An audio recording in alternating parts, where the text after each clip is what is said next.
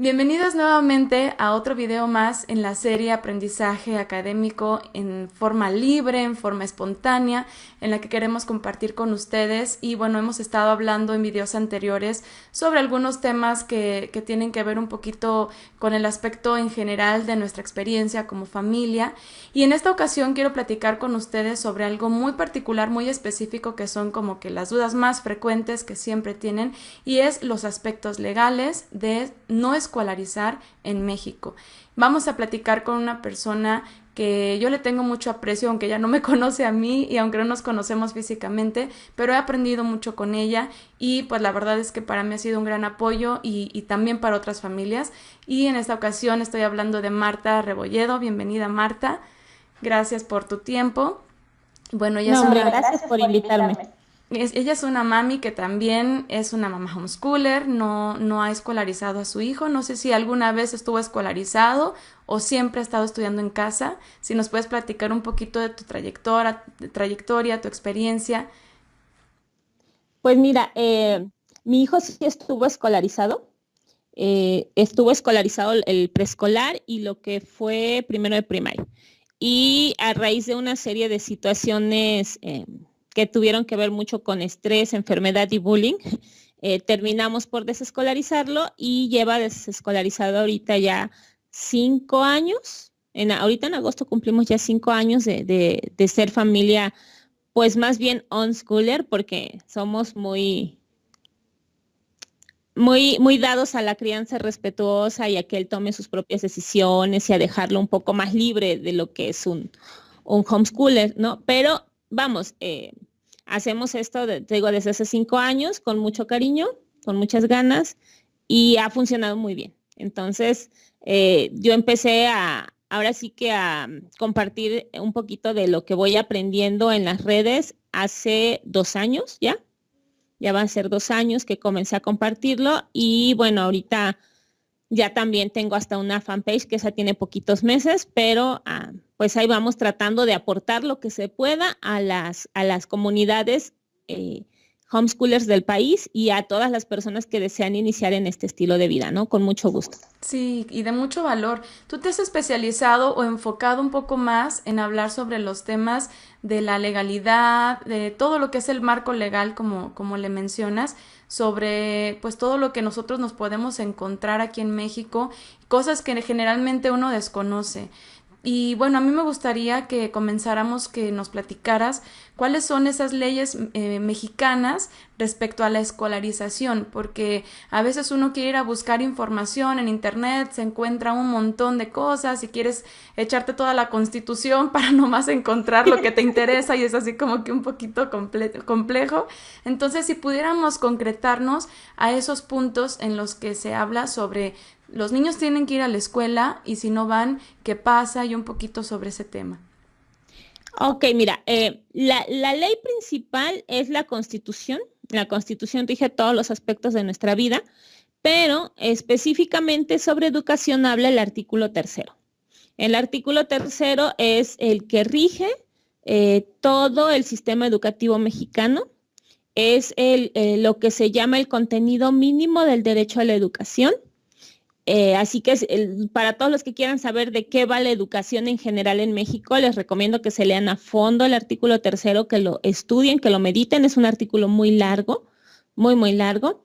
Y de ese artículo se desprende la Ley General de Educación, que es la ley que rige ya la educación de manera específica. O sea, en el artículo tercero se contienen las generalidades de lo que es el derecho a la educación y en la Ley General de Educación se desglosan esas generalidades y se hacen ya leyes específicas. Bueno, más bien los artículos ya son específicos sobre qué podemos hacer, qué no podemos hacer, cuáles derechos tenemos, cuáles no tenemos, tanto como padres, como hijos, como docentes. O sea, ya la Ley General de Educación es mucho más específica.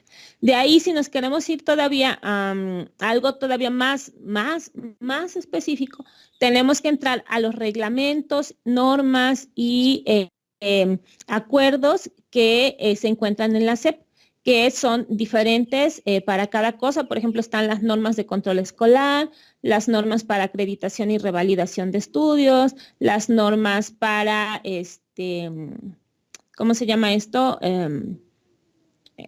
Para cuando se hacen equivalencias, o sea, cuando se cambia de una escuela a otra, o sea, hay normas para cada cosa, pero eso ya se encuentra sí, sí hay una norma que se llama norma para la acreditación y revalidación de estudios de nivel básico, y esa la encuentras en la SEP. De hecho, la SEP tiene una normateca, en la página de la SEP entra uno y hay una normateca muy grande porque son montonal de normas, de las cuales no todas nos sirven a nosotras como familias homeschoolers, porque son normas para docentes, para administrativos, para alumnos, para montonal de cosas. La que más usamos nosotros es la que acabo de mencionar, normas para la inscripción, acreditación y revalidación de estudios de la educación básica. Esa es la que más usamos porque obviamente es donde se consigna cómo podemos nosotros acreditar y revalidar estudios. Ojo, en ningún lado dice homeschooling, porque el homeschooling no está avalado por la SEP. De hecho, dentro de la Ley General de Educación se especifica que las escuelas tienen prohibido hacer invitación al homeschooling, o sea, decirles a los papás, pues mejor edúcalo en tu casa, o sea, tienen prohibido hacer eso. Deben por ley desanimar a los padres que intentan hacer homeschooling, porque obviamente, de acuerdo al artículo 3º, la educación debe ser regida por el Estado. Entonces, si lo hacemos en casa, pues el Estado queda como muy por allá, ¿no? Sin embargo, nosotros aprovechamos ciertas áreas, como por ejemplo el artículo 64 de la Ley General de Educación, que es el que dice que nosotros, todos los ciudadanos mexicanos, niños, jóvenes y adultos, tenemos derecho a que se nos reconozcan los estudios adquiridos de forma autodidacta y que la SEP determinará los mecanismos para ello. Entonces, ese es como nuestro artículo básico en el que nosotros nos fundamentamos para poder educar a nuestros hijos en casa y que posteriormente se les reconozca los estudios adquiridos de manera autodidacta, ¿no? Sí, todo eso que mencionas es muy importante porque nos enfoca en lo que verdaderamente nosotras necesitamos como familia saber, conocer, estar informados para que no nos amedrenten, ¿no? Porque luego pasa mucho que llegan y, oye, pero estás infringiendo las leyes o te voy a mandar al DIF y todas esas cosas. Y cuando uno ya sabe, pues está informado y qué bueno que los mencionas así punto por punto, porque así ya cada quien puede irse directamente a leer lo correspondiente, ¿no? Entonces, ahorita que mencionaste el artículo 3º, hace unos meses sonó mucho de que hubo algunos cambios o algunas modificaciones. ¿Nos puedes hablar de esto, por favor? Sí, mira, los cambios que se habían propuesto en un principio nos afectaban directamente porque se había manejado e incluir en el artículo 3º la obligatoriedad de escolarizar. Esa obligatoriedad existe en el artículo 31 de la Constitución, pero no tiene efectos porque, aunque es una obligación ciudadana, no existe ninguna sanción si no la cumplimos. Entonces, es lo que se llama una ley imperfecta. Al no tener sanción y si no cumples una obligación, pues no hay delito que perseguir y por lo tanto puedes hacerla o no hacerla dependiendo tú decidas, ¿no? Entonces, tenemos esa gran libertad. Pero, si hubiera quedado en el cuerpo del artículo 3º, hubiera significado que iba a cambiar todo el panorama en México porque una de las grandes lagunas legales que hay es que el artículo 3º habla de la obligatoriedad de la educación. Y nosotros sí cumplimos con esa obligatoriedad porque sí educamos a nuestros hijos. La única diferencia es que no los llevamos a una escuela, los educamos en casa. Punto. Mientras cumplamos con la obligatoriedad de la educación, no estamos violando ningún derecho. Ningún derecho. Está en la Ley General de Niños, Niñas y Adolescentes, en las que se marcan todos los derechos de los niños, las niñas y los adolescentes. Y ahí sí dice que tienen derecho a la educación. Ese derecho es el mismo que se consigna en el artículo 3º constitucional, derecho a la educación, pero voy de nuevo, al hablar de educación y no de escolarización, pues nosotros tenemos la gran libertad de educarlos en casa, ¿no?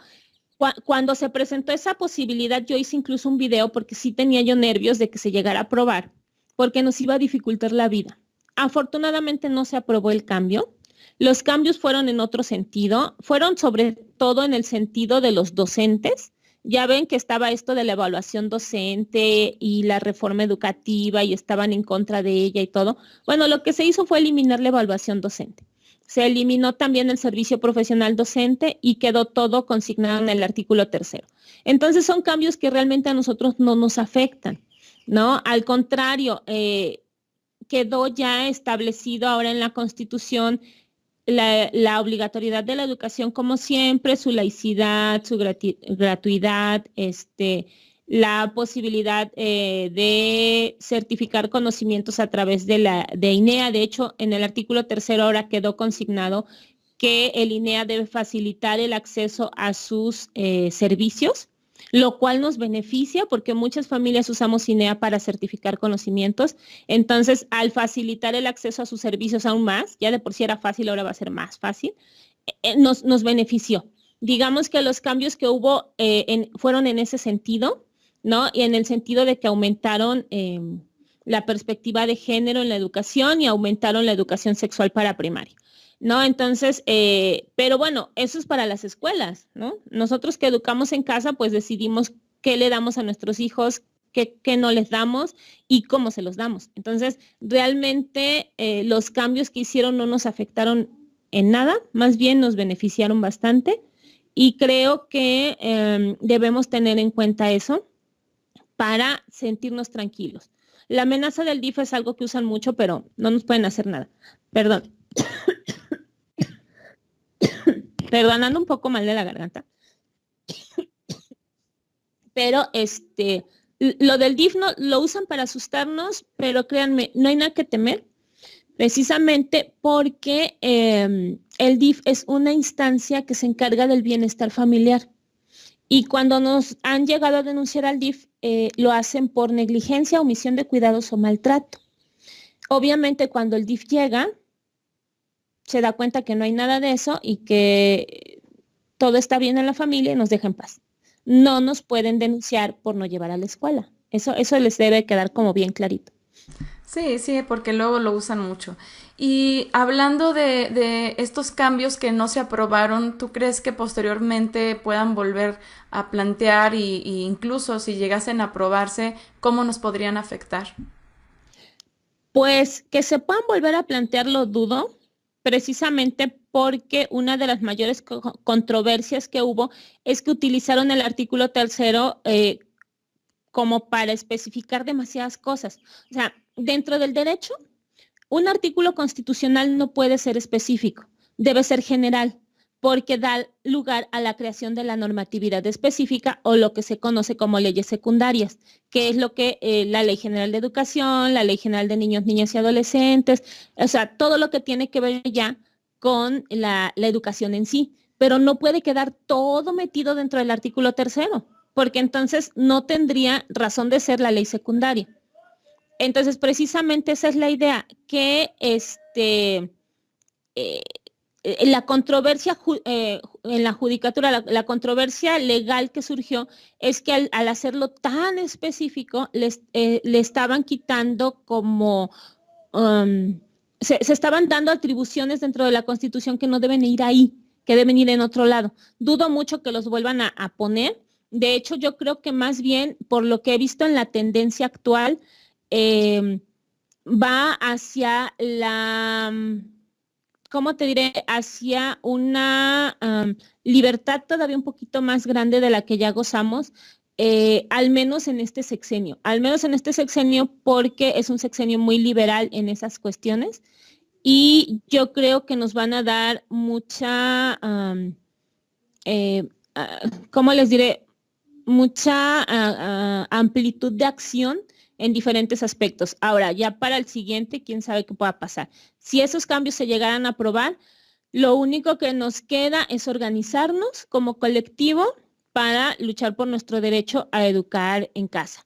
El derecho que además a nivel internacional está consignado en la Declaración de Derechos Humanos y que, bueno, como México firmó esa declaración, tiene que cumplir con lo establecido en ella, y en ella se establece que los padres tienen derecho a elegir la educación de sus hijos y por lo tanto nos podemos pues agarrar al derecho internacional y nos podemos agarrar a muchas otras cosas. Hay jurisprudencia, hay otros derechos de los niños que podemos utilizar también el bienestar superior de la niñez, ¿no? Porque al vivir en casa los niños tienen un ambiente libre de violencia, un ambiente en el que no sufren bullying, un ambiente en el que la educación es especializada para ellos, es decir, se les puede dar de forma personalizada, se puede aprovechar para descubrir sus talentos, para desarrollarlos, para ofrecerles la mejor de las oportunidades. Entonces, si nos basamos en el interés superior de la niñez, también podemos defender nuestro derecho a educar en casa. Es decir, si llegara a suceder, hay muchas formas en que nosotros podemos, ¿cómo decirlo?, seguir educando en casa, nada más porque obviamente ahí sí ya tenemos que meter a más pleito, tenemos que pelear un poco más por lo que somos y obviamente tener una organización como colectivo de familias que educamos en casa y sin escuela, que ha sido una de mis luchas permanentes, ¿no? Lograr que el colectivo se una. Sí, de hecho me parece que ya creaste una, si no mal entendí. Sí, sí, yo hice es una sociedad civil sin fines de lucro, con la idea de ir aglutinando este colectivo. ¿Por qué la hice sociedad civil? Porque las sociedades civiles se forman con profesionistas. Y yo aquí estoy juntando poco a poco, porque voy hablando con las personas poco a poco y lo he ido logrando. Ya tengo abogado, ya tengo psicóloga, ya tengo maestras, tengo una historiadora, tengo una licenciada en comunicaciones. Es decir, voy juntando diferentes especialistas en diferentes áreas para que formen, digamos, como la parte que nos va a soportar a nivel pedagógico, a nivel psicológico, a nivel legal, y que así las familias que ingresan en esta asociación eh, puedan tener como ese apoyo en determinado momento, ¿no? Si tuvieran algún juicio, si tuvieran algún evento de que les prohibieran educar en casa, bueno, ver cómo es posible ayudarlos, qué les podemos dar de información que sirva para cambiar la perspectiva del juez o para aumentar sus posibilidades de que sigan educando en casa. De hecho, esa fue la idea, ya está formada, ya hay más de 80 familias inscritas. Dentro de esas familias salen los profesionistas que forman parte digamos, del grupo de trabajo y todos con la ventaja de que además de profesionistas son papás que hacen homeschooling o unschooling, porque yo no tengo problemas con la modalidad que sea, o flexi schooling o lo que quieran. Todos son papás que hacen alguna modalidad de la educación en casa y sin escuela, y por eso pueden hablar desde dos áreas de conocimiento: su experiencia profesional y su experiencia como padres que educan en casa. O sea, esa ha sido mi preocupación, de ir conformando una plantilla de trabajo que sea interdisciplinaria y que permita algún día, si se llega a presentar el caso, defender nuestro derecho a la educación en casa, ¿no? Claro. ¿Y cómo se puede ser parte de la asociación?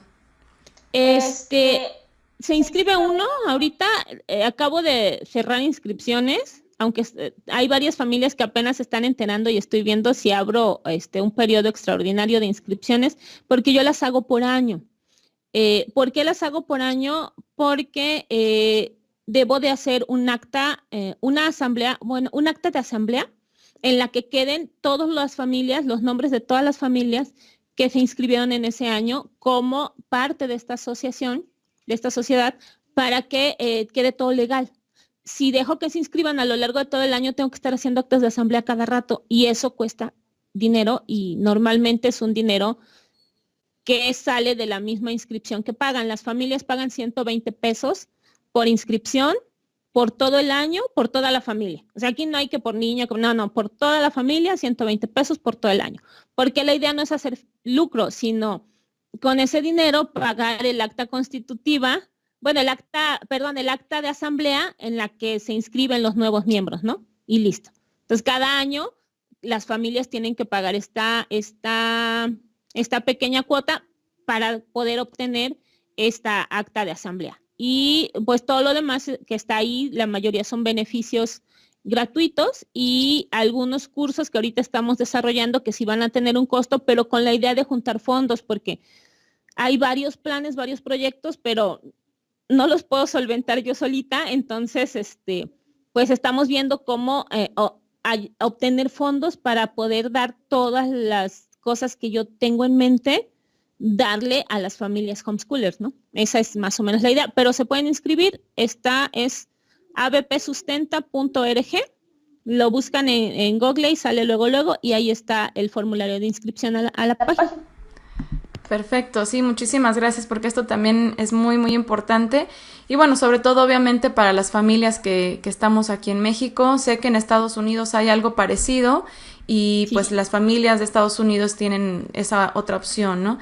Pero bueno, entonces, continuando con lo que son las leyes aquí en México, legalmente, ¿cuáles son las ventajas y cuáles son las desventajas que nosotros como familias desescolarizadas tenemos? Legalmente tenemos mucha libertad. Mucha libertad porque no nos tenemos que ajustar a un currículo específico, no tenemos que ajustarnos a ningún contenido que no vaya con nuestra ideología o nuestros valores, sino que podemos enseñar a nuestros hijos lo que nos parezca más correcto y al final certificarlos de dos maneras, o a través de INEA o a través de un currículo extranjero. Y con eso obtenemos su papelito de que ya cumplió su primaria, de que ya cumplió su secundaria, es más, hasta la prepa se puede hacer así.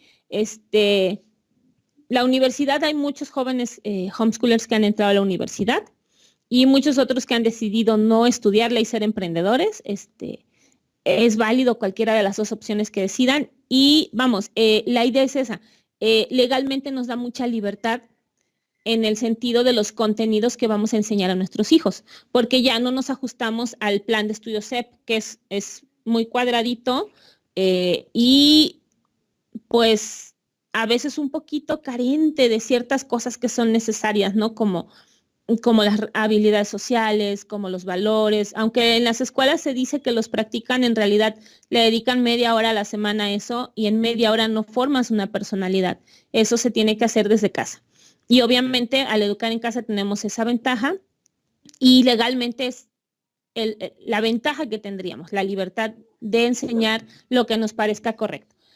Las desventajas son, por ejemplo, los trámites, sobre todo el trámite del pasaporte, que a partir de los 7 años cumplidos de nuestros hijos se complica, si es por primera vez, se complica mucho porque nos piden una constancia de identidad y esa constancia de identidad generalmente es la credencial de la escuela CEP o la constancia de estudios CEP.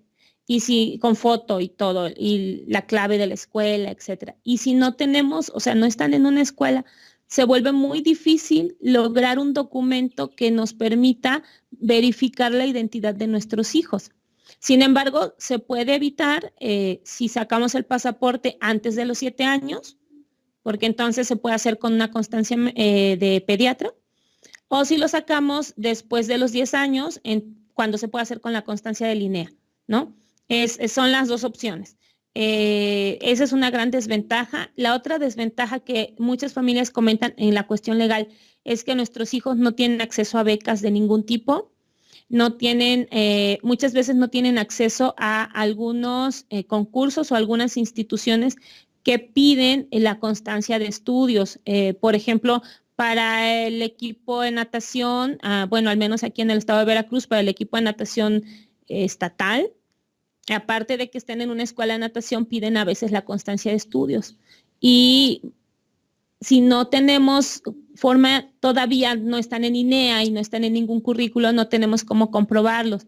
y no podemos comprobarlos con escuela extranjera porque entonces dicen que nuestros hijos son extranjeros y que cómo van a representar a un colectivo nacional siendo extranjeros. Entonces se vuelve un problema que se puede solucionar, es un obstáculo que se puede solucionar, pero que a veces causa mucha incertidumbre a los padres, ¿no? Esa es una de las, bueno, esas dos son las más grandes desventajas legales. La tercera es el divorcio. Cuando los papás se divorcian, el homeschooling, desgraciadamente, se convierte en un arma para pelear por la custodia. Y aunque ha habido familias que han logrado separarse y mantener el homeschooling de sus hijos, ha habido familias que no, porque el juez, depende del juez que te toque, si te toca un juez muy cerradito, se vuelve un problema y se vuelve un pleito muy largo que puede ser muy desgastante. Ante esta situación generalmente se les recomienda escolarizar un tiempo en lo que terminan el juicio de divorcio y todo, y ya después desescolarizar y sacar un amparo, ¿no? Pero ya que sea otro juicio, porque si no, sí se vuelve un lío un poquito pesado, ¿no? Esas son las desventajas legales, ¿no? Legalmente, porque no está regulado el homeschooling, no está reconocido, y pues obviamente eso sí nos trae desventajas a las familias. Claro, bien. Y bueno, una de las preguntas más frecuentes que creo que todas las que de alguna manera compartimos esto de manera masiva recibimos es, bueno, a mí así me lo han escrito, ¿no? En mensajes. ¿En dónde tengo que inscribir a mi hijo para hacer homeschooling?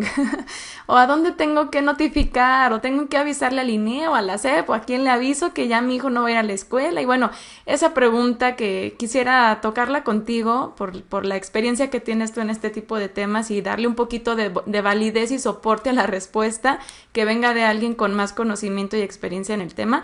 ¿Tenemos que notificar, dar de alta o inscribir a nuestros hijos en algún lugar para comenzar a desescolarizar? No, la respuesta corta es no. La respuesta larga es no, porque el homeschooling no está reconocido por la SEP.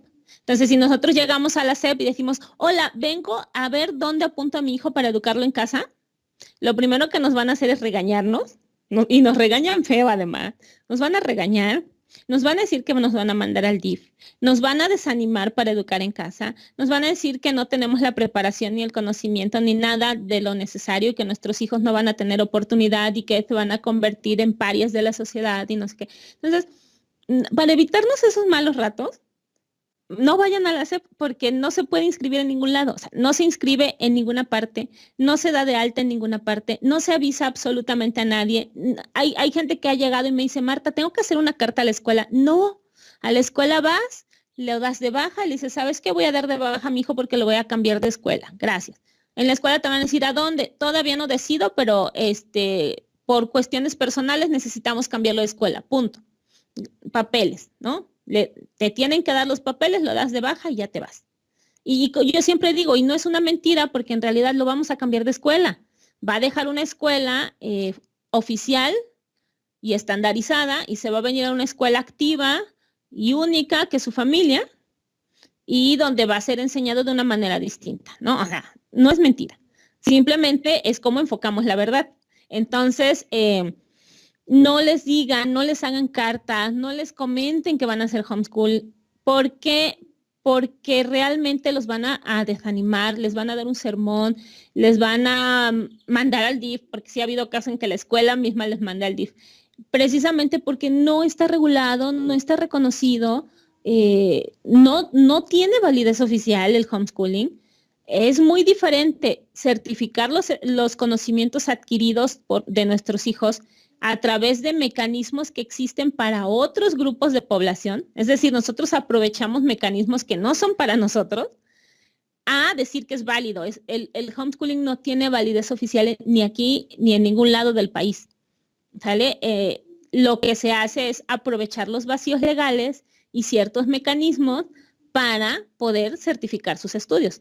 Pero no, por favor, no los inscriban en ninguna parte, no vayan a la SEP, no le digan a la directora, ni al maestro, ni a nadie del nivel escolar, porque la idea va a ser, pues, realmente desanimarlos, ¿no? Entonces, no hagan eso.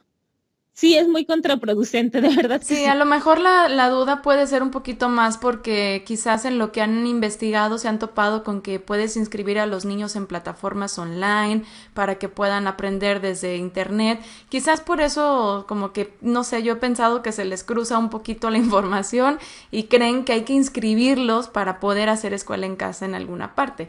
Sin embargo, pues sabemos que son modalidades u opciones para que los niños puedan aprender desde casa, pero no las únicas, ni, o sea, el hecho de sacar al niño de la escuela no quiere decir que forzosamente lo tienes que inscribir a una escuela virtual, por ejemplo. Y No, quizás es no. algo que por ahí está un poquito la duda, ¿no?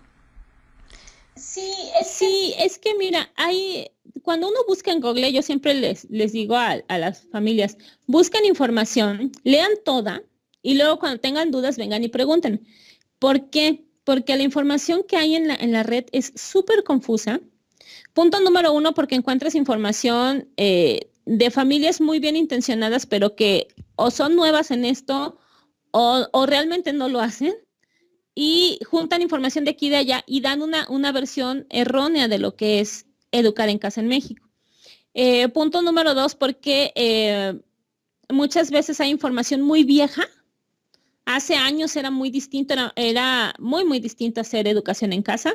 Entonces hay información muy vieja que se cruza con la información nueva y entonces pareciera que es necesario una certificación extranjera porque si no mi hijo no va a aprender nada. Y no, o sea, como tú dices, hay plataformas online, hay currículos, pero también está el INEA y no necesitamos forzosamente elegir una de ellas, no hay una mejor o una peor, todas son válidas y la mejor va a ser aquella que se ajuste a las necesidades de nuestros hijos y de nosotros como familia, ¿no? Pero no es necesario inscribirlos en ninguna plataforma, es una opción. Inscribirlos en las plataformas online es una opción, no es una necesidad. El INEA es hasta los 10 años para el MEVIT 10-14, porque hay papás que los desescolarizan a los 5 en el jardín y quieren correr al INEA. No, señores, el INEA es hasta los 10 años. Desde los 5 a los 10 no tienen nada. Mi hijo, por ejemplo, que está conmigo desde los 5 que él estaba en primero primaria y tenía 5 años, hasta ahorita que todavía no se inscribe a Linea, quiere presentarlo hasta los 15. No tengo forma de comprobar sus estudios más que a través de su portafolio de evidencias, que son fotos que tengo recolectadas en mi computadora por fecha y por mes, pero de ahí en fuera no lo he inscrito a ningún currículo, no lo he inscrito a ninguna plataforma en línea, o sea, toma cursos aislados, sí, de algunas cosas, pero no sigue un plan de estudios específico. Y eso depende de cada familia, ¿no? Los currículos están como opción para apoyar a los papás que no tienen, que luego dicen, no sé por dónde empezar, no sé qué enseñarle. Bueno, ahí está la plataforma en línea, ahí tiene unos contenidos, te va dando una guía, te va dando actividades y eso te facilita mucho la vida. Pero si no lo quieres hacer así, lo puedes hacer de otra manera. O sea, hay muchas opciones en este estilo de vida y es lo que debe quedar claro. No es necesario inscribirlos en ninguna parte, ¿no? Y hablando de la certificación, ¿cuáles son cómo funciona más bien, cómo funciona la certificación aquí en México de los niños no escolarizados? ¿Cuáles son los procesos o cuáles son las opciones? Ok, hay principalmente dos caminos. Dentro de la certificación está lo que es la acreditación y lo que es la revalidación. ¿Sí? Acreditar significa presentar exámenes para comprobar nuestros conocimientos y eso se hace a través del INEA. Hay un programa en el INEA que es el MEVIT 10-14 para niños entre los 10 y los 14 años que por alguna razón no puedan estudiar la primaria escolarizada y entonces presentan a través del MEVIT sus módulos, son 12 módulos, y sus exámenes por módulo y les entregan su certificado de primaria al finalizar los 12 módulos, ¿no?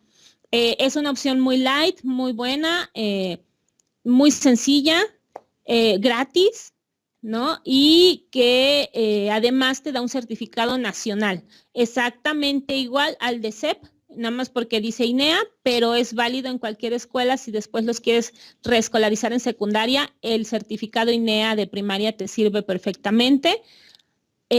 Igual puedes esperar hasta los 15 y entonces a los 15 años presenta un solo examen. Si lo aprueba, le dan el certificado. Si no lo aprueba, ven en qué falló y vuelve a recursar los módulos en los que falló. Entonces, esa es la otra opción, o sea, eso es en INEA y eso es acreditar conocimientos. Acreditar, ¿por qué? Porque va a presentar examen. Todo lo que sea presentar examen se llama acreditación, ¿sale? Entonces, ese es el primer camino, el que es gratis. Claro que es el que más nervios les da a los papás porque no tienes pruebas de que tu hijo está estudiando hasta los 10 o hasta los 15 años, ¿no? Entonces, todos los papás les da como el ataque y yo les digo, tranquilos, no pasa nada. Yo llevo 5 años con mi hijo y he estado tan tranquila y él quiere certificar hasta los 15.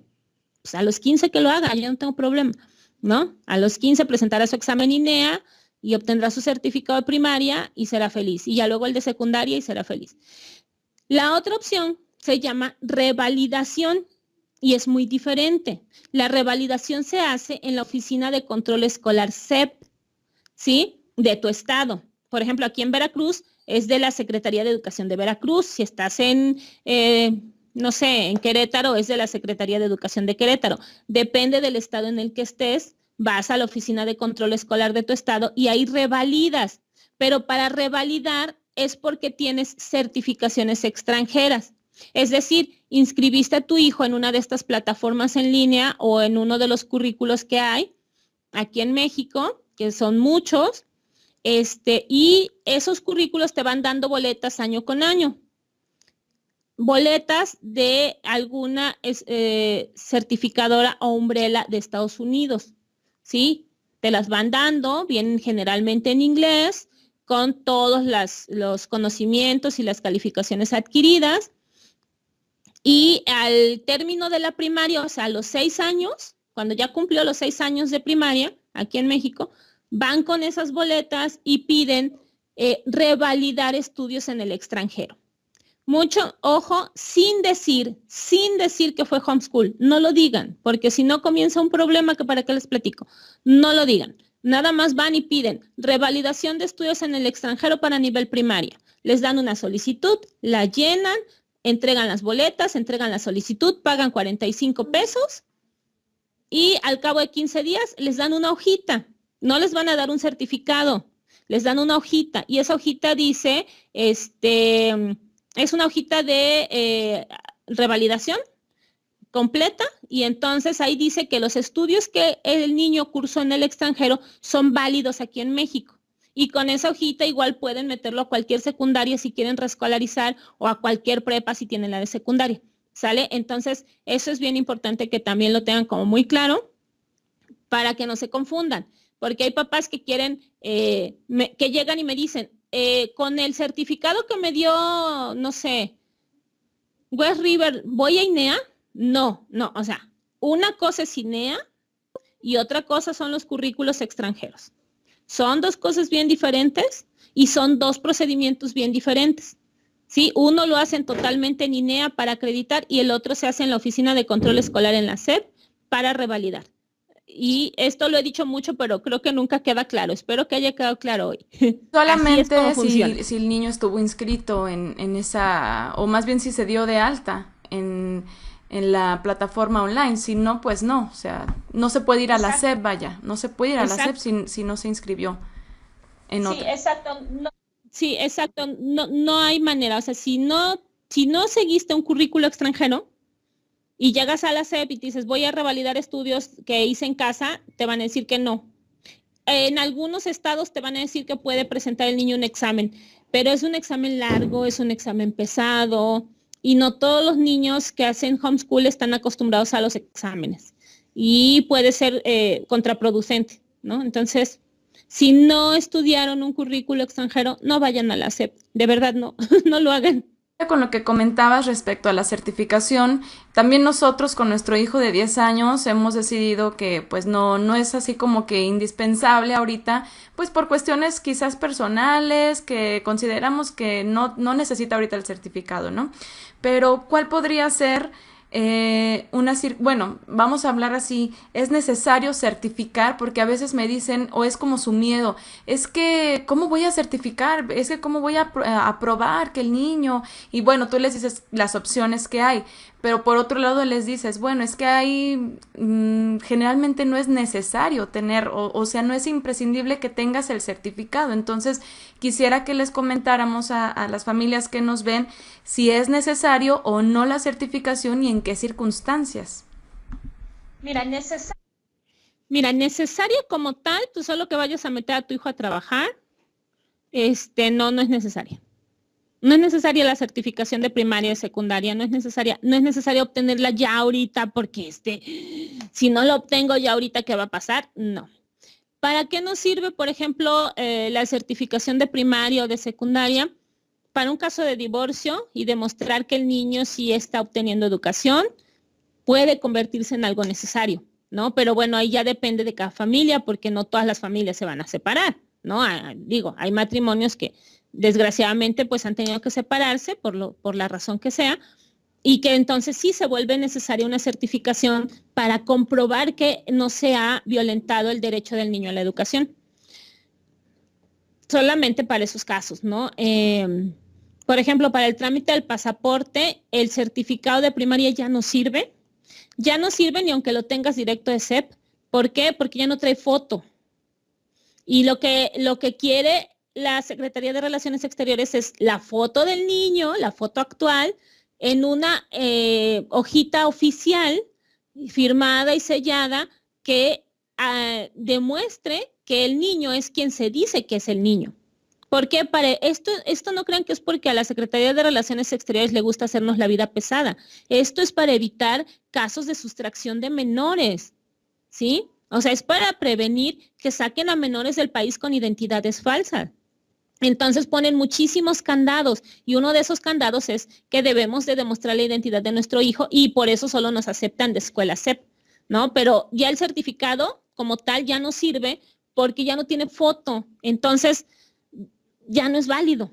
Ya no es válido como para decir, ay, bueno, me urge la certificación porque si no la tengo, no puedo obtener el pasaporte. Pues no, realmente, aunque tengas el certificado actual, ya no puedes obtener el pasaporte porque ya no tiene foto. Y entonces, como ya no tiene foto, ya no te lo aceptan, ¿no? Entonces, no hay realmente razones así de superpeso, así generales que se puedan aplicar a todas las familias. No, no hay ninguna. Ya ahí depende de cada familia. Hay familias para las que es muy importante porque me dicen, es que para que pueda aprovechar, no sé, algún viaje, es que para que mi familia me deje en paz, es que para que si viene el DIF, es que, ok, si los haces sentir seguros, si los haces sentir tranquilos, pues adelante. Busquen certificaciones, certifiquen y estén tranquilos. Pero realmente un efecto práctico real, no, no, porque, mira, te voy a poner un ejemplo, porque muchas me dicen, es que por el DIF, el año pasado hice un censo entre las familias homeschoolers y preguntaba yo si alguna la había visitado el DIF. Ese censo lo respondieron 620 familias de todo el país. De esas 620 familias, solo 7 fueron visitadas por el DIF. Y de esas 7, 5 fue por causa de divorcio y las otras 2, una por vecinos metiches y la otra por familia metiche. O sea, dense cuenta que realmente no es significativo de manera estadística. O sea, puede llegar a suceder, puede, pero yo no tengo una sola certificación y ya me visitó el DIF y lo convencí nada más con demostrar que estoy educando a mi hijo. O sea, ellos hablaron con él y él se expresó de una manera tan tranquila, tan abierta, y están aquí sus libros, y sus cuadernos y lo que hace, que no hubo problema, no necesité ningún papel oficial, nada más hablé con ellos. Entonces, depende de cada familia, pero así como que súper necesaria la certificación, pues no lo es, ni siquiera para ingresar a la universidad lo es. O sea, Y es no lo que es. también está en cómo uno le plantee o les presente pues este modelo de educación, por decirlo, a las personas que lo saben, como nuestros vecinos o nuestros familiares. O sea, nosotros somos los que tenemos que saber transmitir qué es lo que vamos a hacer, incluso, y es algo que yo siempre les digo, no tienes ni siquiera por qué dar explicaciones, o sea, realmente no le puedes dar explicaciones de algo a alguien que ignora por completo este tema, o sea, no te van a entender y tampoco te vas a poner a desgastarte a dar explicaciones, ¿no? Entonces, pues esto también es importante tomarlo en cuenta. Sí, exacto, Sí, exacto, no puedes andar por la vida, yo siempre les digo, no pueden andar con un letrero que diga hago homeschool y qué, o sea, porque eso causa problemas. Tampoco se trata de andar escondidos. Aquí, por ejemplo, todos mis vecinos saben que mi hijo no va a la escuela y jamás he tenido problemas con ellos, ¿no? Yo cuando me visitó el DIF fue gracias a mi familia, pero pero jamás he tenido problemas con mis vecinos. Ninguno, por la forma en que yo les he presentado la información. Entonces, tranquilos, si ustedes se sienten seguros certificando, háganlo, no hay ningún problema. Pero si no quieren, tampoco hay ningún problema. Ya llegará el momento en que su hijo decida certificar y lo puede hacer en cualquier momento. O sea, no hay, o sea, hay adultos de 74 años obteniendo su diploma de primaria a través de Linea. Entonces, ¿cuál es la Me prisa, no? gustaría que platicáramos un poquito lo que estábamos conversando antes de entrar con la grabación sobre alguna manera que existe de certificar fuera de la estructura de la SEP o de Linea de manera autodidacta y comprobar los conocimientos. ¿Cómo podría ser si nosotros no vamos con el INEA o por medio de una plataforma ir a la SEP y revalidar? O sea, si no hacemos estas dos opciones, ¿cómo más podemos certificar o incluso obtener un título profesional, por ejemplo? Ok, mira, existen opciones. Ok, mira, existen opciones en el Ceneval y existen opciones, hay una opción que da CEP que se llama Conocer. El examen Conocer es para certificar conocimientos adquiridos de forma autodidacta. Generalmente esto es para profesiones. No para todas, porque por ejemplo para medicina, todas las del área de salud, obviamente necesitas cursar la universidad, pero para otras áreas que se pueden aprender en libros, que se pueden aprender a través de una práctica sencilla, existe el examen Conocer y existe el examen del Ceneval para certificar conocimientos. Incluso si presentamos, por ejemplo, el Ceneval de preparatoria, hay un acuerdo en el que te permite presentar el Ceneval de preparatoria aunque no tengas antecedentes académicos. Es decir, aunque no tengas certificado de secundaria ni de primaria, hay un acuerdo secretarial de la SEP que te permite presentar el Ceneval de preparatoria y con eso obtienes tu certificado de prepa, que es lo único que importa para entrar a una universidad. O sea, en la universidad no te dicen, me traes tu certificado de kinder, de primaria, no, les vale, quieren el de prepa. Y hay una opción para presentar el Ceneval de prepa a través de, precisamente del Ceneval, pero ajustándose a un acuerdo que ahorita no recuerdo si es el 286, creo que sí es el 286, es un acuerdo secretarial de la SEP con Ceneval, el 286, que permite presentar este examen de prepa, aunque no se tengan antecedentes académicos, aunque no tengas ni el de primaria ni el de secundaria, nada más vas y presentas el de prepa. Por eso digo, no es que sea así súper necesaria la certificación, porque si quieres ingresar a una universidad, solo necesitas el de prepa. Vas, presentas este examen, obtienes tu certificado de prepa y te metes a la universidad. Sí, y es algo importante que las familias deben de saber que no cuadrarse nada más, ¿no? Con que solamente a través de la SEP o solamente a través de Linea, o sea, si hay otras opciones, pues es esto, informarnos y saber de qué manera tenemos que proceder para lograr pues los objetivos que queramos alcanzar o que quieran alcanzar nuestros hijos en su momento, ¿no? Exactamente. Es muy fácil informarse. Váyanse a la Normateca de la SEP y vean todos los acuerdos que hay y ahí van a encontrar mucha información que les va a ser muy útil para no estar preocupados por la certificación. Y bueno, hace rato platicábamos acerca de que pues nosotros como padres que educamos en casa, tenemos ciertas desventajas legales, ¿no? En el sentido de adquirir, por ejemplo, la cuestión del pasaporte. Yo me pongo a pensar, y es algo que platicamos mucho mi esposo y yo, porque decimos, es que ahorita hay derechos para todo, ¿no? Ahorita todos ya tienen derechos, a todos se les hacen movimientos por sus derechos y nosotros estamos como que en el olvido, ¿verdad? Y realmente, pues el sistema, el gobierno, no pone atención en esta discriminación que sí padecemos. O sea, nosotros vivimos una discriminación muy fuerte cuando quisimos sacar el pasaporte de nuestro hijo, que en ese entonces tenía 8 años. O sea, le decía yo a mi esposo, estábamos en el limbo porque ni tenía los 10 para ir a Linea, ni tenía los 6 o 7, no, los 6 para poder sacarle por medio de la carta pediátrica. Tenemos una niña bueno, ahorita tiene 6 años, en ese entonces tenía 5 y tenemos otra que en ese entonces tenía 1. Entonces, con ellas dos fue súper sencillo porque con la carta pediátrica rápido te la dan, ¿no?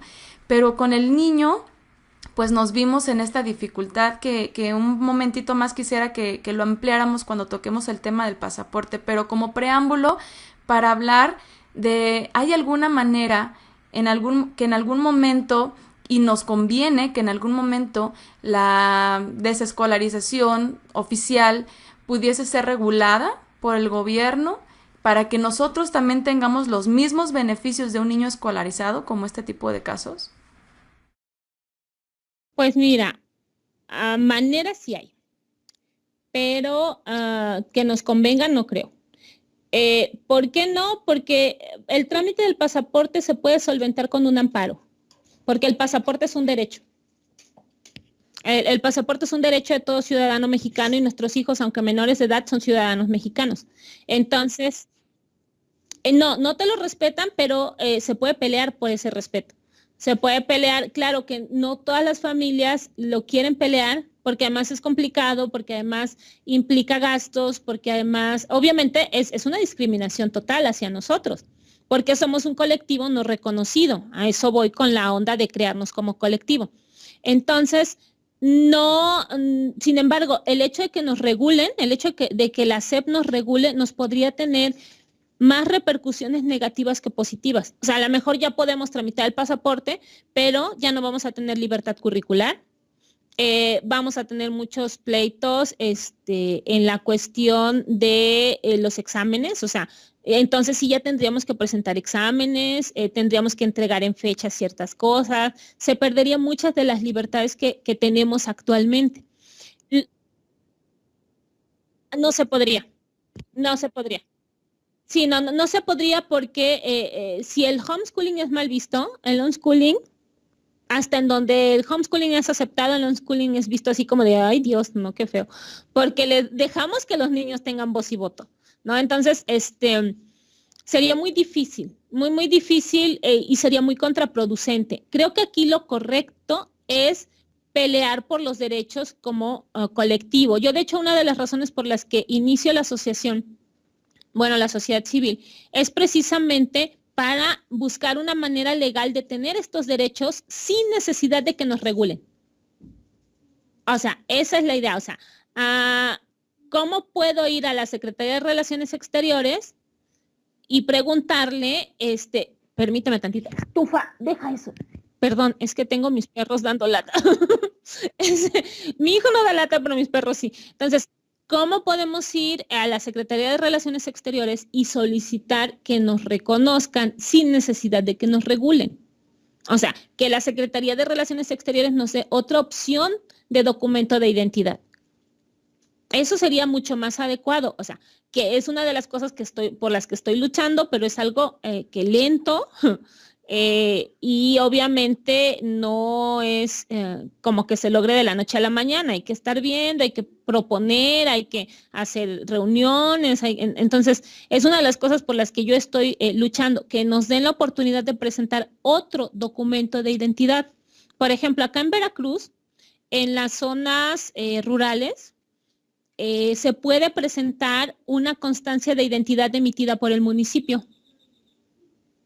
Y entonces los chicos, porque aquí hay mucho migrante, entonces los chicos van al municipio y en el municipio les dan una hojita que es su constancia de identidad con su foto, con el sello del municipio, con la firma del presidente municipal, en hoja membretada del municipio, etcétera, y la Secretaría de Relaciones Exteriores la acepta para el trámite del pasaporte. Entonces, eso debería ser en todo el país, no solo en algunos estados. El problema es que se dificulta en algunos estados más que por las leyes, por las personas que hacen, que son los funcionarios frente a público, que son los tapaditos de acá, ¿no? Ponen trabas, o sea, eso ya también lo experimentamos y es terrible. Sí, no, es muy pesado. Entonces, sí, no, es muy pesado. Entonces, yo voy más por ese lado, por mejorar los mecanismos de atención a público y aparte de mejorar esos mecanismos, buscar opciones para acreditar la identidad de nuestros hijos, que ya no solo sea la escuela, que haya otras opciones que nos permitan, si quieren opción oficial, bueno, pues entonces vámonos hacia los municipios, ¿no? Vamos hacia las constancias de identidad, no sé, busquemos cualquiera de esas, perdón, no sé qué hay afuera y mis perros se pusieron totalmente locos, y se oye mucho ruido. Niños, algo así, yo preferiría algo así a que nos regularan, porque si nos regulan, créanme, nos van a quitar muchísima libertad. Perdón, es que si no callo a mis perros, ese es el problema, ¿no? Entonces, yo iría más por ahí, porque en la regulación perderíamos más de lo que ganaríamos. Perderíamos muchísimo más. Mando un poquito el tema del pasaporte, porque ya de alguna forma todos sabemos, o los que nos ponemos a investigar, hasta los 6 años con la carta pediátrica, pero ¿cómo sacar el pasaporte si el niño no ha sido escolarizado? Nunca, incluso, y a partir de los 7 años, antes de los 10. Y bueno, a mí me gustaría que tú comentaras qué vías hay y después comentar un poquito mi experiencia que vivimos acá con mi hijo. Pues mira, la vía más segura es escolarizarlo en algún lado. O sea, muchas familias lo que hacen es que hablan con alguna directora de escuelas privadas, que claro, eso es caro, pero pagan la inscripción, pagan un mes, les dan el niño va unos días, le dan la constancia, hacen el trámite del pasaporte y al cabo del mes lo desescolarizan. Y ya. ¿No? O sea, sirve hasta para que el niño conozca la experiencia de ir a una escuela, ¿no? Pero es lo que han encontrado porque es lo más sencillo, aunque no es económico y aunque obviamente no todas las escuelas están abiertas a hacer este tipo de cosas, ¿no? Porque además la SEP les cuenta en sus registros cuando un niño entra y sale. Eso sí cuenta en sus registros y los puede afectar a ellos como institución. Entonces, no todas las escuelas están abiertas a hacer eso. No es a veces fácil encontrar una que quiera, pero es una de las opciones más viables que han usado las familias homeschooler. La otra que han usado es la constancia que te digo de municipio, pero solo les ha funcionado en algunos lugares, no en todos. Otra opción que han utilizado y que funciona es pelearse con el encargado. Ha sido una experiencia fea, pero han salido victoriosos, ¿no? Entonces, pelear por el derecho que tienen.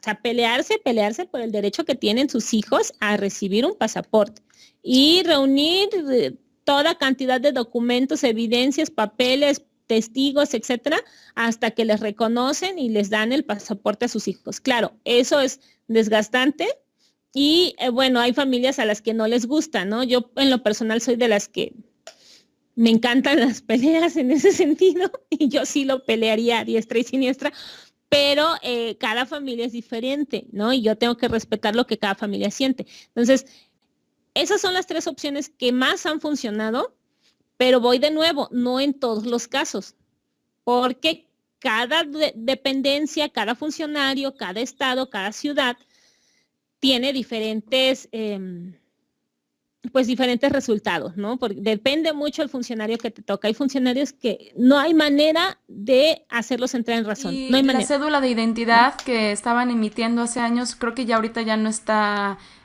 siendo vigente, no sé de cuándo para acá, porque fue lo primero que a mí me dijeron, sácale su cédula de identidad, pero investigué y al menos aquí en Morelos no la estaban emitiendo. La cédula de identidad solamente se emitió durante el sexenio de Calderón. De hecho, durante como 2 años de ese sexenio nada más, era una excelente idea. La cédula de identidad era una excelente idea porque con esa cédula que te da el Estado ya no hubieras necesitado ningún otro documento. Es como tener tu credencial del INE. Ya no necesitas otro documento. Sin embargo, no prosperó. Desgraciadamente no prosperó y luego se dejó de emitir y actualmente las que todavía tienen cédula de identidad ya no se las están tomando como válidas, precisamente porque no prosperó, porque no fue algo que se diera a nivel nacional, solo se dio en algunas regiones del país y solo en algunos niños. Entonces es una tristeza, pero sí solamente se emitió en el sexenio de Calderón. Actualmente ya no se emiten. Ojalá y se retomara algún mecanismo parecido al de la cédula de identidad que nos permitiera pues evitarnos todo este show para tramitar un pasaporte, ¿no? Nosotros, por ejemplo, tuvimos que incluso cambiar de sede para poder lograrlo, porque acá nos estaban rebotando todo lo que les llevábamos del niño.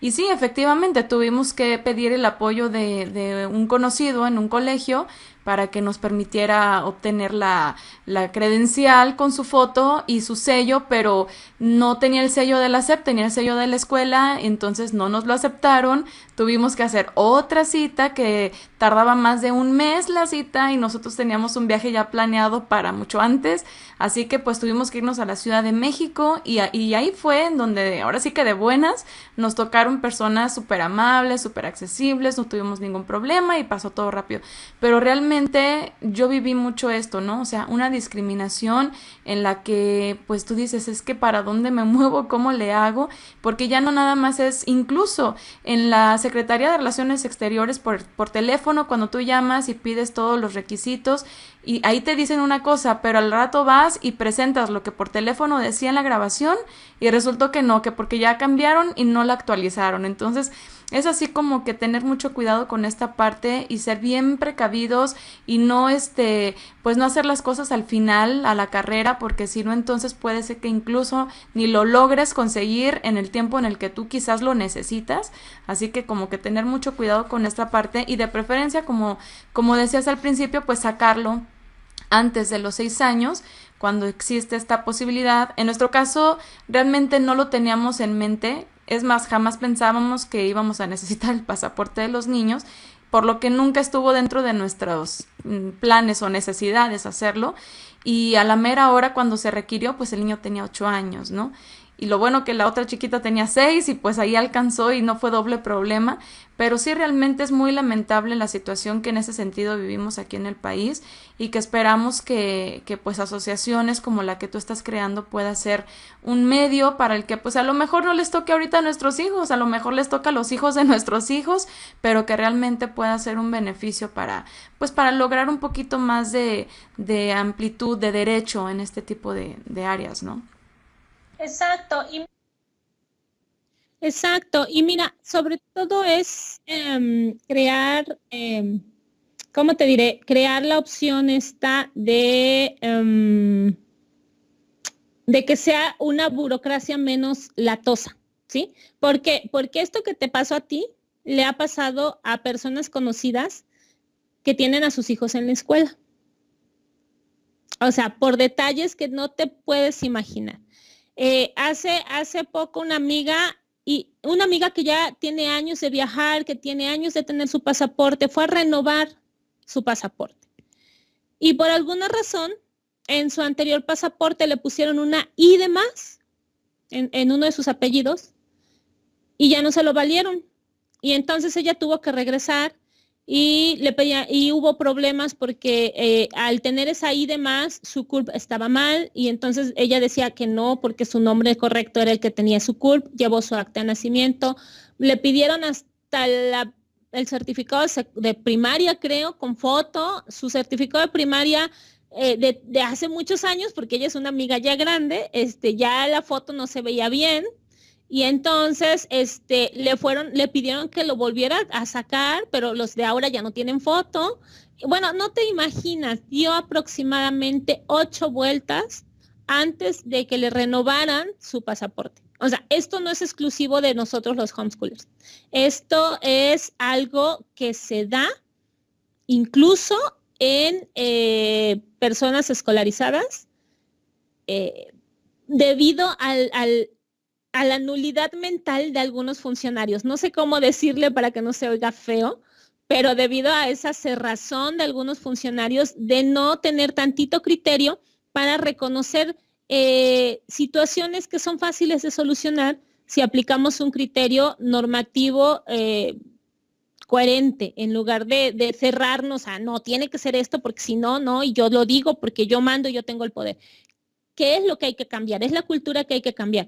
Y como tú dices, a lo mejor ya no le toca a nuestros hijos, pero yo espero que en un futuro podamos gozar de derechos, de los derechos a los que ya somos acreedores por el simple hecho de nacer mexicanos sin que nos hagan tanto lío, porque te lo juro, es para mí como muy frustrante esto, ¿no? Y porque lo he visto y lo he vivido en personas que incluso estando escolarizadas, teniendo a sus hijos en la escuela, les ponen peros porque el niño le creció el cabello, porque la nariz no se parece, porque no tienes una idea la cantidad de peros que pueden llegar a presentar y de problemas que se pueden llegar a presentar a pesar de tener a tus hijos en la escuela, ¿no? O sea, obviamente para nosotros es el doble de problemas, pero es algo que es común. Es común en Sí, todos, sí, y desgraciadamente. sí, porque cuando nosotros estuvimos yendo a varias de las citas, sí me tocó ver mamás que se quejaban, regresaban a sus asientos diciendo, es que no me lo aceptaron porque que esto, que porque el otro, y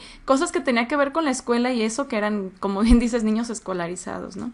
Entonces, bueno, quisiera que cerráramos dándole un mensaje a las familias que están comenzando porque pues muchas están iniciando este estilo de vida desescolarizado después de este ciclo que terminó, el ciclo escolar.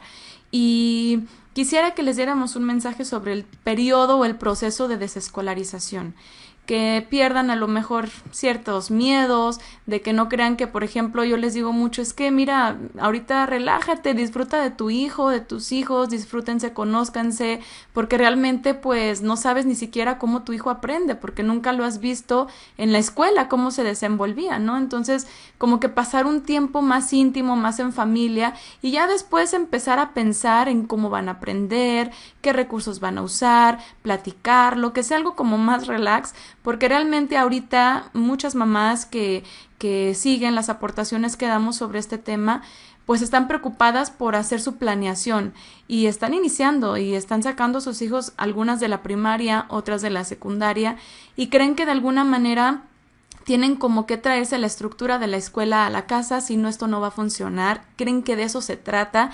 Entonces, bueno, a manera de aportarles desde tu perspectiva, cómo podemos ayudarles para que tengan más tranquilidad en este periodo de desescolarización.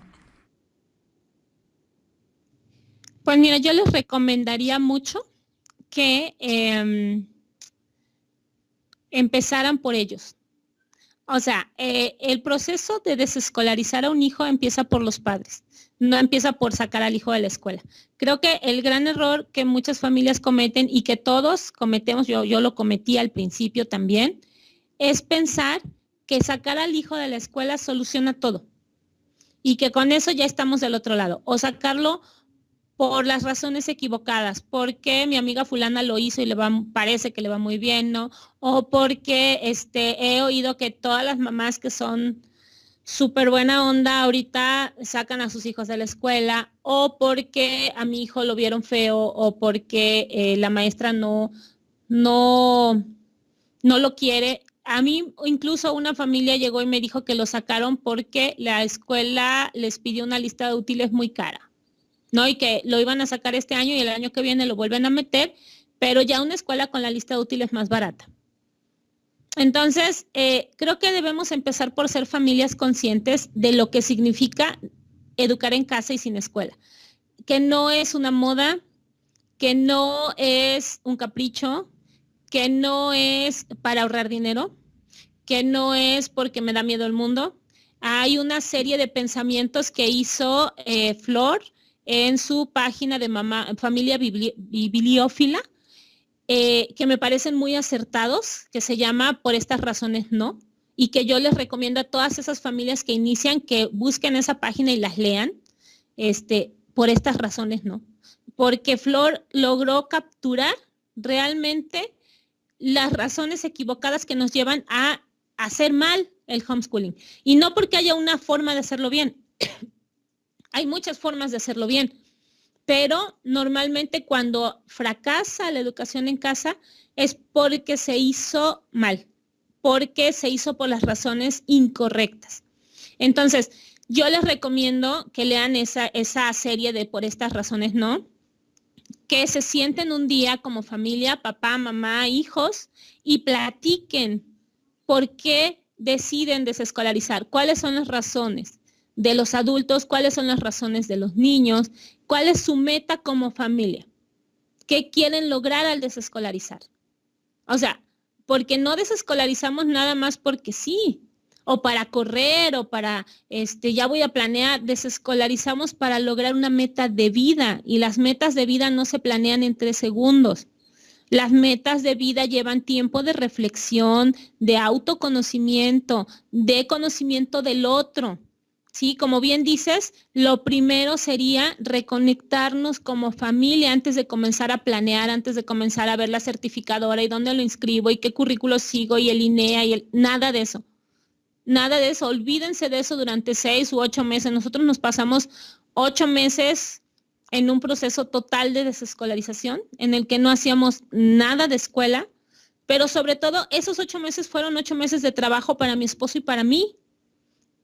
8 meses en los que estuvimos investigando y trabajando y cambiando nuestra mentalidad para dejar de preocuparnos por los certificados, por los premios, por los títulos, por el ritmo de la sociedad, por si está atrasado o adelantado. O sea, aquí no existe eso. Nuestros hijos no van ni atrasados ni adelantados, van a su ritmo. Por conocer a nuestro hijo, o sea, fueron 8 meses en los que observamos a nuestro hijo, hablamos con él, lo apapachamos mucho, lo seguimos haciendo, pero esos 8 meses fueron cruciales para entender cómo funciona Sacha. Y cuando entendimos cómo funciona a nivel cognitivo, a nivel emocional, a nivel físico, entonces pudimos ya comenzar a ver cómo le íbamos a enseñar. Y después descubrimos que él aprendía muy fácil por él mismo. Y que entonces no se trataba de que nos convirtiéramos en maestros, sino en padres facilitadores de experiencias de aprendizaje. Y eso nos cambió todo el estilo de enseñanza. En lugar de hacer homeschool, decidimos por el homeschool, porque era algo mucho más acertado para las necesidades de nuestro hijo, no para lo que nosotros queríamos como padres, sino para lo que nuestro hijo necesita como niño. Y yo creo que eso es lo que las familias deben hacer.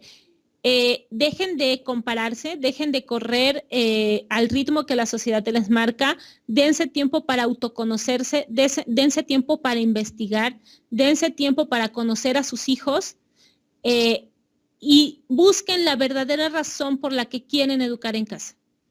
Cuando tengan la verdadera razón por la que quieren, no las razones superfluas, sino la real, el plan de vida, el objetivo, cómo visualizan a su hijo de adulto, entonces ya podrán comenzar a planear qué contenidos le van a enseñar. Pero en esa visualización que hagan de su hijo de adulto, no se tomen en cuenta ustedes. Tomen en cuenta lo que su hijo dice que quiere ser. No importa que tenga 5 años y diga que quiere ser bombero, todos los niños de esa edad quieren ser bomberos. No importa. En ese momento visualícenlo como bombero. Porque en el momento en que ustedes sean capaces de ponerse en los zapatos de sus hijos, en ese momento la educación en casa va a comenzar a rendir frutos porque van a poder ver el mundo desde sus ojos y van a poder darle lo que realmente necesita. No lo que ustedes creen, no lo que ustedes quieren, no lo que ustedes sueñan. Lo que necesitan, creen, sueñan y quieren sus hijos. Yo creo que eso es la reflexión con la que me gustaría cerrar. Y muy, muy acertada. Muchísimas gracias. Yo creo que a veces hacemos las cosas de una manera un poquito egoísta. Pensamos primeramente en nosotros, en nuestros beneficios y creemos que porque le estamos haciendo un bien al niño, pues creemos que él también así lo va a ver y así lo va a aceptar, así lo va a tomar. pero sí, definitivamente hay que tener un poco de empatía, o más bien mucha empatía, para poder comprender lo que esa otra persona, aunque nosotros lo vemos chaparrito, chiquito, como niño, pero es un ser humano, es una persona que obviamente también tiene sus propias inquietudes, miedos, iniciativas, deseos, habilidades que tenemos que integrar por completo, como dices, en ese plan de vida, ¿no? Y sí, pues muchísimas gracias, Marta. De verdad que yo te agradezco mucho, mucho este tiempo. Para mí principalmente ha sido muy enriquecedor, de mucho valor, y estoy segura de que lo va a ser también para muchas más familias. Así que muchas, muchas gracias. Y bueno, pues vamos a cerrar entonces con este tiempo. No, pues muchas gracias por invitarme y espero que muchas familias se beneficien de todo esto. Y pues ya saben, cualquier cosa en mi inbox siempre estoy disponible. Sí, de hecho, el próximo video que vamos a hacer, vamos a hablar de todas las páginas, espacios, grupos, de los cuales las familias se pueden aprovechar para informarse, para integrarse, y quisiera también mencionar el tuyo, pero igual ya que estamos aquí contigo, si nos puedes hablar de el enlace, bueno, más bien el nombre de tu página y de tu grupo que tienes, por favor. Ok, mi página se llama Marta Rebolledo, igual que yo. La pueden encontrar como @martalegal. Mi grupo se llama Aspectos Legales de la Educación en Casa en México. Hay muchas familias del extranjero que me han pedido entrar y sí las dejo, pero les advierto que no toco leyes del extranjero, solo me centro en las leyes mexicanas. Entonces, el grupo es exclusivo para familias mexicanas porque a ellas les va a servir, ¿no? A las del extranjero, a menos que vengan a vivir para acá. Está también la página de ABP, abpsustenta.org, donde tengo un blog en donde pueden encontrar mucha información de todo esto que platicamos hoy. Y mi cuenta de Twitter, que es también Marta Rebolledo igual, pero lo encuentran como @rebolledo28. En esos lugares es donde me pueden encontrar y siempre estoy al tanto y pendiente de lo que necesiten. Sí, vaya que sí, muy amablemente, rápido, Marta me respondió y accedió a esta entrevista, así que de nuevo te agradezco mucho, mucho, y bueno, pues entonces estamos concluyendo. Muchísimas gracias.